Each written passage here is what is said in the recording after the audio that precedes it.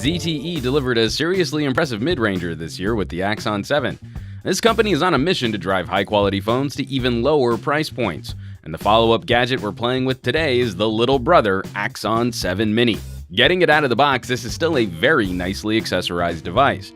For such a low price point, we of course get the folder of papers we won't ever read, a set of earpod-style buds, and of course a charger and a cable. We're always happy to see a phone which is fully ready to use out of the box.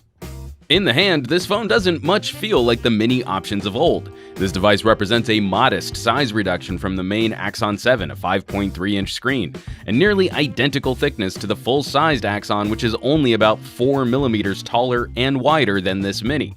This is tricky territory where many manufacturers have struggled in the past. When a company delivers such a beast of a phone at a low price point, reaching lower price points often means making compromises which some people might feel are too aggressive.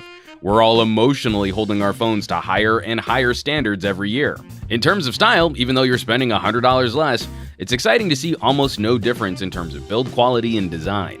A metal phone body, the soft HTC-style graceful tapers, the chamfered front edge to catch some light. At an angle, it still looks a bit like a surprised minion, but overall, this phone's looks punch way above the price tag. And even for having forehead and chin speakers, the screen occupies more than 70% of the front face.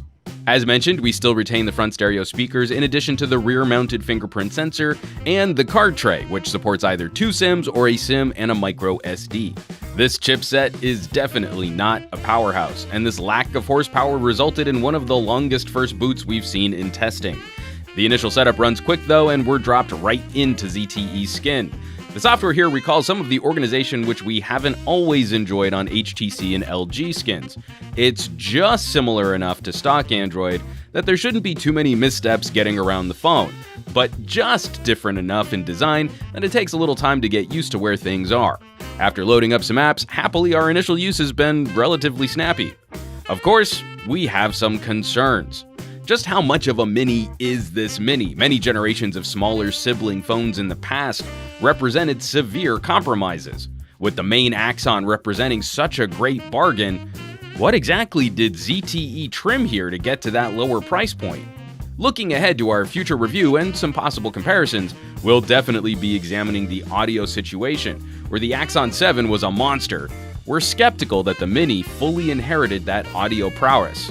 While there were some flaws to deal with, the bigger Axon camera also represented some ambitious moves, delivering H.265 compression support, which we know this phone's chipset can't handle. And speaking of that chipset, just how much of a performance downgrade might we find here, especially as the newer Qualcomm Snapdragon 625 has shown some nice improvements over this older generation of mid-pack processors. This is a company on the rise, building a fan base of folks who like inexpensive power user gadgets. So we have a lot to look at here. Will ZTE continue building that reputation? Or will this phone prove to be an overly compromised companion? You'll just have to stay tuned for our future review. As always, thanks so much for watching. Be sure to subscribe to this channel for more videos like these and help us out with some sharing on your favorite social networks. For Pocket Now, I'm Juan Carlos Bagnell, some gadget guy on Twitter and Instagram, and I will catch you all on the next video.